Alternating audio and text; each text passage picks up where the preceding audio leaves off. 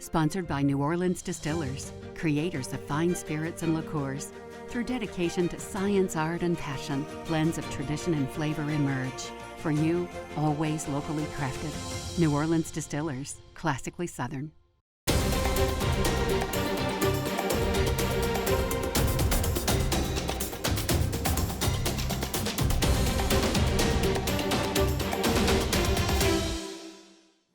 Hi, welcome to Wall Street Wrap-Up, and I hope your week went well.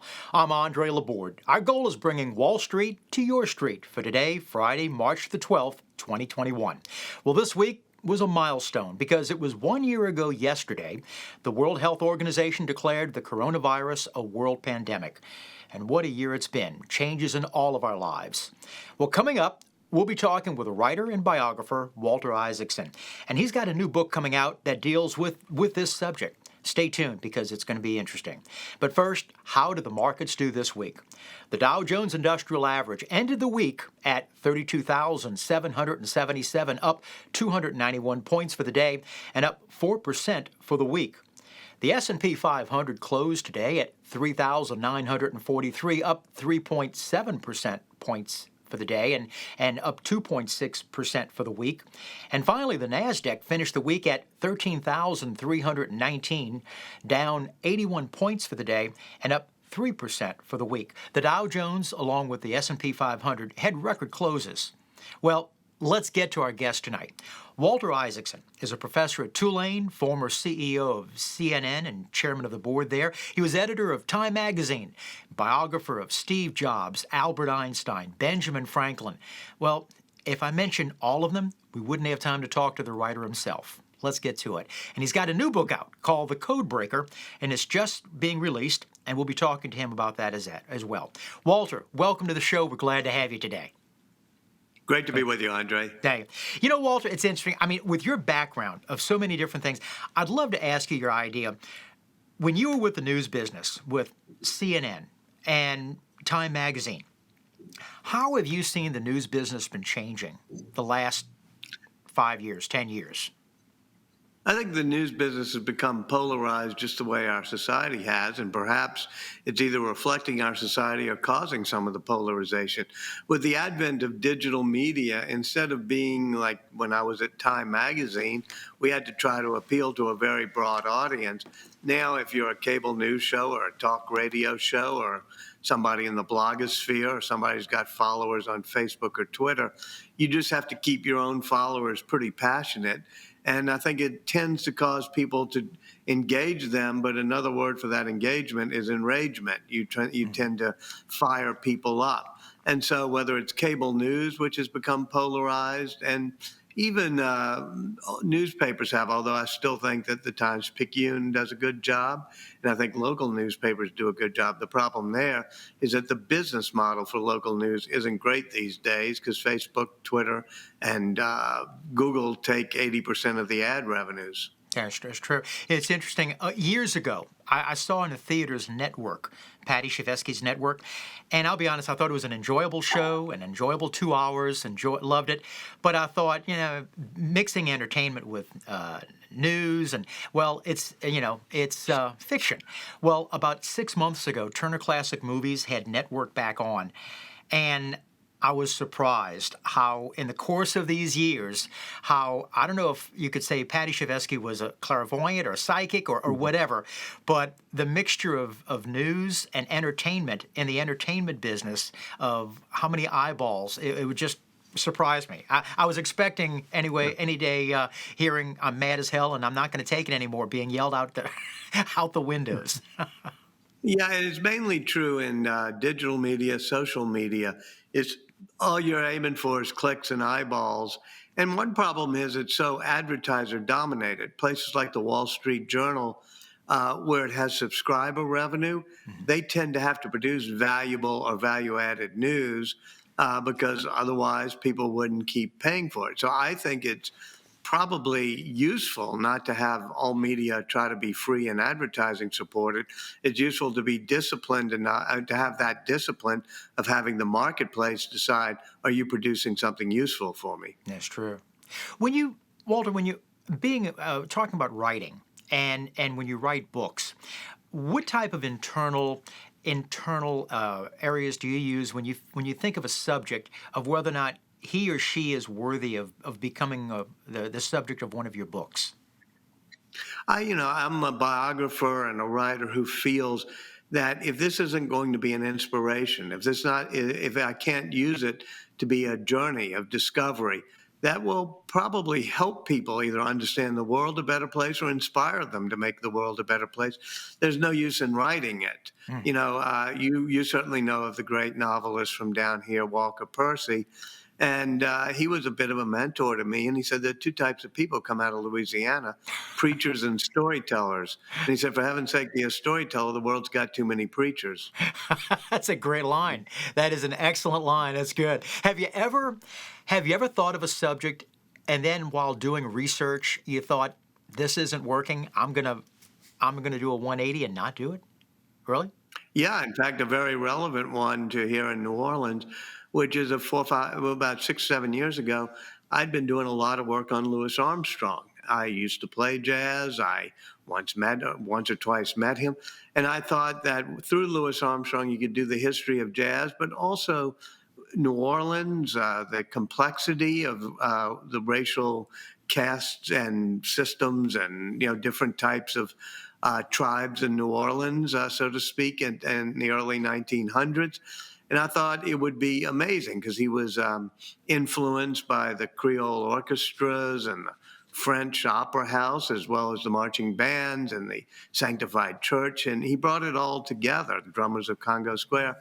But after doing a lot of research, I realized I knew almost everything there was to know about Louis Armstrong. I knew what he did every day. I read his diaries, everything else. But I still couldn't crack the code of exactly what was going on behind that smile, what he was really feeling. Hmm. So I've talked to Wynton Marsalis, and he said someday we should do the book together. I'll sort of do the facts, and Wynton will explain what it means. Interesting. So when you pick a subject that you'd like to write about, you would just like the reader of one of your books, you want to be surprised of or learn some things that you just never knew about someone that you wanted to uncover like a detective new bits of information. Yeah, I mean, my new book is basically a detective story. Hmm. It's a detective story trying to figure out the secrets of life. And it's, Jennifer Doudna goes on a journey, and that journey involves how do the molecules in our body work? And she finds all sorts of clues. Well, this is important in an age of the pandemic. And so I wanted to go on that journey. I think we've entered a new age in which our molecules are the new microchip, meaning we can use genetic code to rewrite them just like we use digital code to do our computer programs. And so I said, okay, I'm going to go on this journey of discovery. Let me find a very sympathetic, very persistent, smart, charming woman. Jennifer Doudna, I met her, and I said she would be the great narrative hero of the book, even though there'll be a lot of other characters. But she's the one we can walk with, from her days as a sixth grader growing up to the present, and it will help us learn the journey she took. Did you ever find when you're doing studies about your subjects that you found a common theme in each of the subjects that you dealt with that Jennifer's or Albert Einstein, Benjamin Franklin, Steve Jobs, etc.? Yeah, I think there are a couple of common themes. First of all, is they're all very creative people. You and I know a lot of smart people, but smart people often don't amount to much. What matters is being imaginative, creative, thinking out of the box, or as Steve Jobs would say, the ability to think different. And I think that creativity comes from curiosity. These are people who, you and I saw the blue sky today, and when we were kids, we'd wonder, well, why is it blue? Well, my subjects, whether it be Leonardo or Einstein or Jennifer Doudna, they keep wondering about things like that when they pass their wonder years. And they also have one other trait in common is they love the arts and the humanities and the sciences and technology. In other words, they don't pigeonhole themselves. Like Benjamin Franklin or Leonardo da Vinci, they're interested in every subject that there is, and it helps them see the patterns across nature. Even as an investor, if you get too focused and tunnel driven on something, you probably don't see the patterns that are really rippling through the market, or in the case of the people I write about rippling through the world. It's interesting, Walter, because I remember reading about, and it might have been from your Benjamin Franklin book, that during the Second Continental Congress, Benjamin Franklin was very interested in the chair that John Hancock sat in because it was engraved. George Washington. Oh, was it George Washington? He was the. Yeah, he's the dude who chaired that convention. Oh, okay. It was a Well, constitutional convention, and it had that sun on the back of the the chair. sun, That's the one you're talking exactly. about? And Benjamin Franklin always thought, was it a sunset or a sunrise? Because does this mean that it's going to be dawn or is it sunset? And as Benjamin Franklin supposedly said, that means we all either have to hang together or we shall certainly hang separately. And So- he said, I finally figured out it's a rising sun. And a woman comes up to him afterwards and says, what did you give us in there? What did you create after the Constitutional Convention? And he says, a republic, madam, if you can keep it. I mean, his point was it's up to each one of us to try to, pull things together, keep the unity, make the compromises sometimes that are necessary to keep a republic intact. Yes, and what each of those signers had to compromise to do to get unanimity was amazing for doing it, and that's why it's just such a great read, like that particular book and others. Let's talk. In fact, I want to talk about the Code Breakers. I just before going on, I was mentioning where I started reading it just recently, and I really couldn't put it down. It was very interesting, and what I enjoyed about it was that it was an easier read. You don't have to have a huge science background. But who is Jennifer Doudna, and why should we be interested in her? She won the Nobel Prize this past October with her research partner, Emmanuel Charpentier, and they won it for discovering and then re-engineering a system called CRISPR, which can edit our own genes. And it's called CRISPR because bacteria have been using it for 1 billion years. And what bacteria do is they have clustered repeated sequences, sort of CRISPRs, in their own DNA. And those include mugshots of viruses that have attacked them in the past. In other words, little pieces of code about those viruses. So if the virus attacks again, they can use an enzyme like a scissors and chop it up. Mm-hmm. And that's just what we need in this day of coronavirus, is the ability to stop each new wave of virus and chop it up. What Jennifer Doudna and her colleagues discovered was, if it does that, we can program the little guide RNA that goes attached to it. We can program it to cut DNA at any specific point we choose. So let's say you have a bad gene, a gene that causes Tay-Sachs or sickle cell or anemia or Huntington's disease.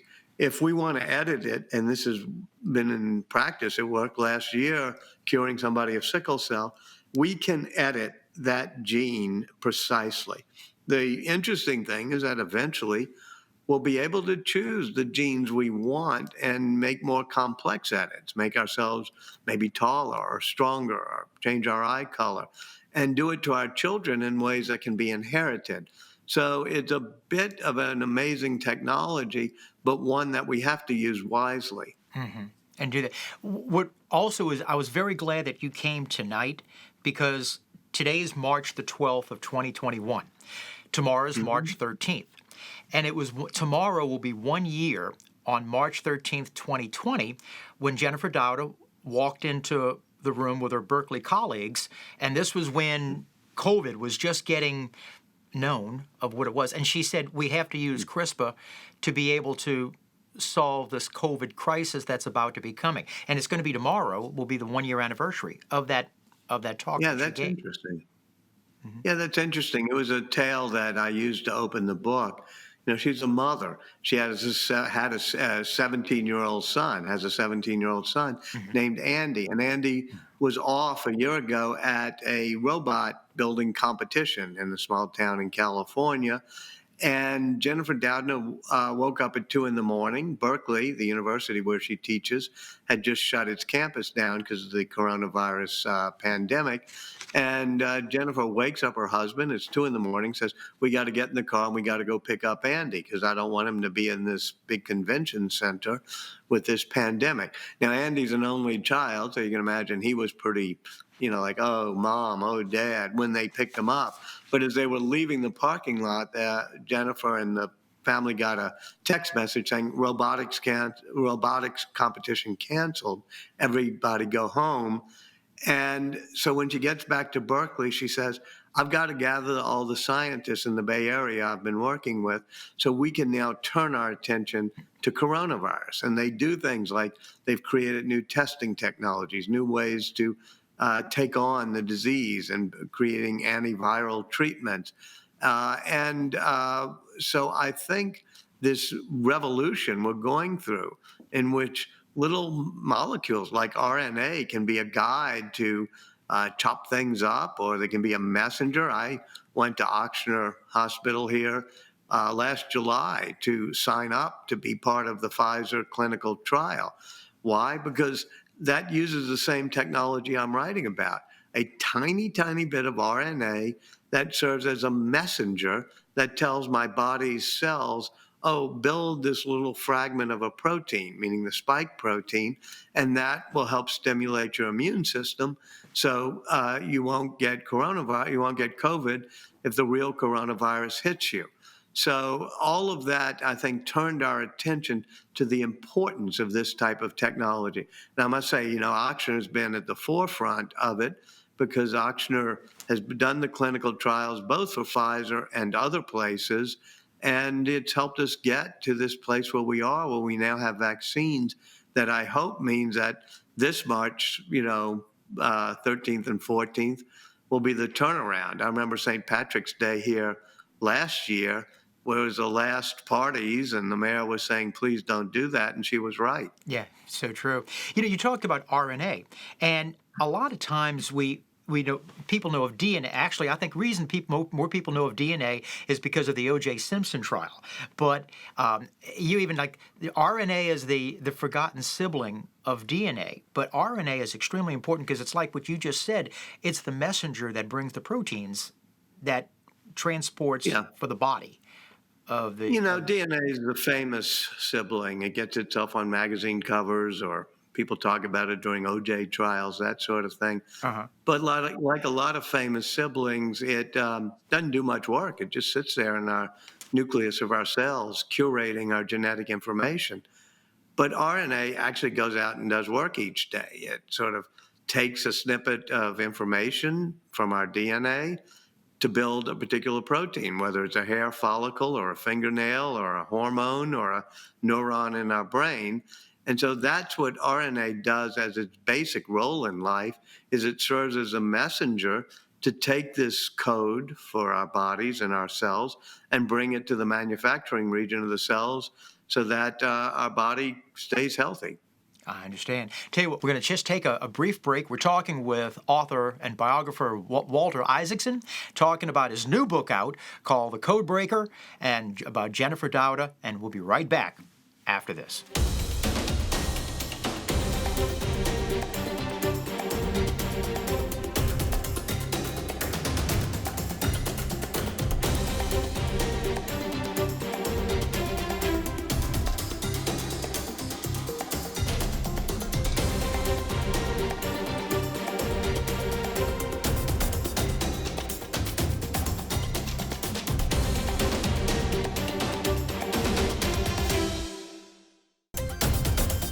Hi, welcome back. We're talking with biographer Walter Isaacson about his new book out called The Code Breaker, and the amazing discoveries of gene editing. And Walter, something that you brought up, not in this interview, but I was reading that, which you said in your book. When you think about the 20th century, in 1905, Albert Einstein started with the theory of relativity, which set science on its ear.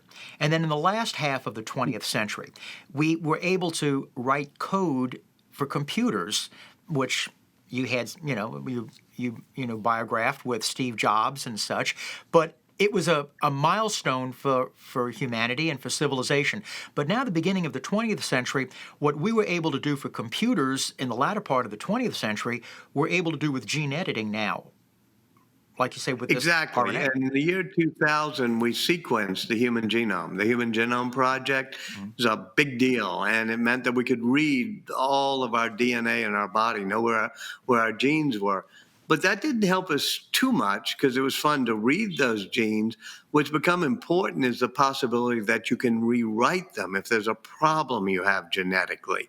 And that's what Jennifer Doudna and Emmanuel Charpentier, her research partner, have done. That's what they won the Nobel Prize for. And so this notion that we can use these scissors, these molecular scissors, to take the DNA in our body and say, all right, you got a bit of a problem here. You have a congenital heart problem. You got muscular dystrophy, Tay-Sachs, sickle cell anemia. And so genetic editing will help fix genetic diseases, but it's also going to help fight cancer. We've been doing that at the University of Pennsylvania, also in China. They use these CRISPR editing tools to make sure that our immune system, when we're using immunotherapy against cancer, that it will work against those cancer cells in our body. And finally, it'll be a great detection technology. We'll be able to find out, do we have a bacterial infection? Do we have a virus? Do we have cancer? All these things. So I think this will bring biology into our lives the way the personal computer brought the digital revolution into our lives. Walter, I thoroughly enjoy the book. It's called The Code Breaker.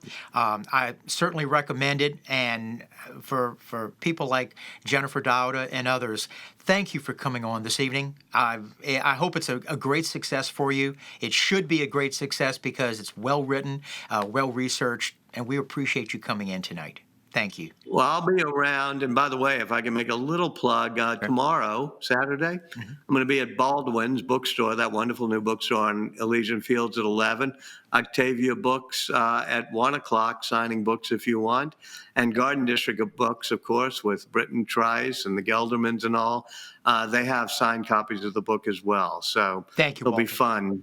We appreciate it. Thank you. And thank you for coming tonight. We appreciate it. Andre, thank you. Okay. Okay, bye-bye. Well, Walter Isaacson, author biography with his new book, The Code Breaker. And some business items in the news this week. When Disney Plus launched in late 2019, Disney executives at the House of Mouse estimated that they would have between 60 to 90 million subscribers by 2024. Little did they realize just how important Disney Plus would become to families stuck at home during a pandemic. This week, just 18 months after its launch, Disney announced that it has surpassed 100 million subscribers for Disney Plus streaming services and beating their own estimates by 3 years. Executives announced the milestone at Disney's annual shareholder meeting, and it was the last for Executive Chairman Bob Iger. And after blowing past their original projections of 90 million by 2024, they've set a new target of 300 to 350 million subscribers across all of their streaming platforms, which include Disney Plus, Hulu, ESPN Plus, Star Plus, and Hotstar, all by 2024.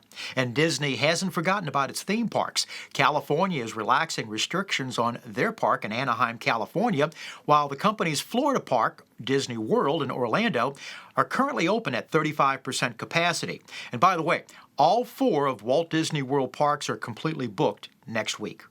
Well, you may have heard me or others in the financial community talk about SPACs. A SPAC is an acronym for Special Purpose Acquisition Companies. It's a way for a company to be traded publicly. Well, over the last 12 months, the investing world has witnessed an endless barrage of SPACs, companies ranging from 23andMe to Flying Taxi Ventures to get into the game, and they all want to make some money. Well, yesterday, the Securities and Exchange Commission came out with a stern warning. Do not buy a SPAC just because a celebrity told you to do so. Some of these included Shaquille O'Neal's Forest Road Acquisition Corp. Recently announced a 3-way merger with fitness player Beachbody. Or Alex Rodriguez, former Major League Baseball player, has a SPAC called Slam. The list goes on to include even pop star singer Ciara. The SEC has now done its work and determined the growing trend of celebrity-endorsed SPACs is dangerous enough to issue a broad warning to investors. Well, Unilever will drop the word normal from its beauty products and ban excessive editing of models' photos in a push for, as they're requesting, inclusivity. The maker of beauty products such as Dove soap or Vaseline said the editing ban would apply to body shape sizes of the models, proportion and skin color of the models, and the word normal will now be removed from over 200 of their products. Well, we didn't have much else to do with being quarantined, so Americans excelled in paying off their credit cards and getting rid of a record of almost $83 billion in credit card debt last year in 2020. That's a major accomplishment considering consumers have added an average of just over $54 billion in credit card debt per year over the past 10 years. Now, that was only the second time in 35 years that Americans paid down debt in the course of a year. The first time was in 2009 in the depths of the financial real estate panic. Well, if you've got a question about finance or comment about the show, we'd love to hear from you. You can write us at andre@wallstreetwrapup.info. Keep it pithy or concise, and we'd be glad to answer your questions. And now for a look at what's ahead for next week.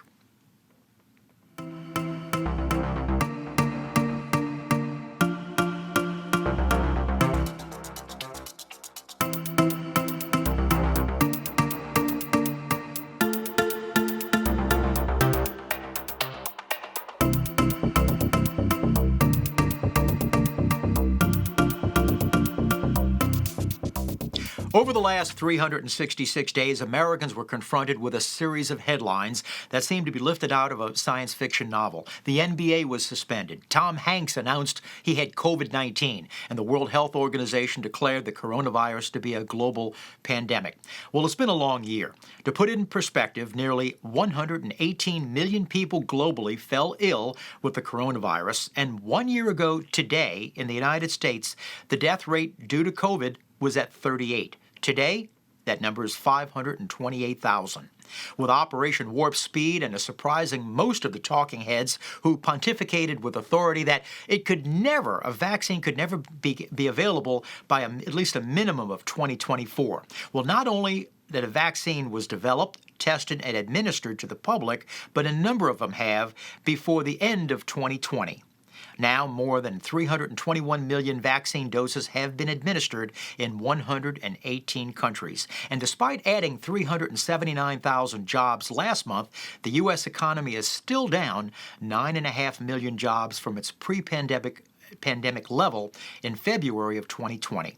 And in the stock market, the S&P 500 has climbed more than 50% this past year, and the NASDAQ, which is focused on tech companies, has jumped more than 75%. The last year. And this week, Congress has passed and the President signed a bill of $1.9 trillion stimulus bill added to other stimulus bills passed in 2020. That means more than $5 trillion has been allocated for aid and spending programs. Now, to put that in perspective, of $5 trillion, if you were given $1 million a day, every day for the year, you would be receiving $1 million a day for 13,500 years. Well, that's our show. We hope you've enjoyed it for Friday, March the 12th. We'll be back next week, and our guest next week will be Managing Director of TD Ameritrade, J.J. Kinahan. Remember, you can follow us on Facebook and WYES.org. So thank you for joining us for Wall Street Wrap-Up. I'm Andre Laborde. And remember, money never sleeps. Good night.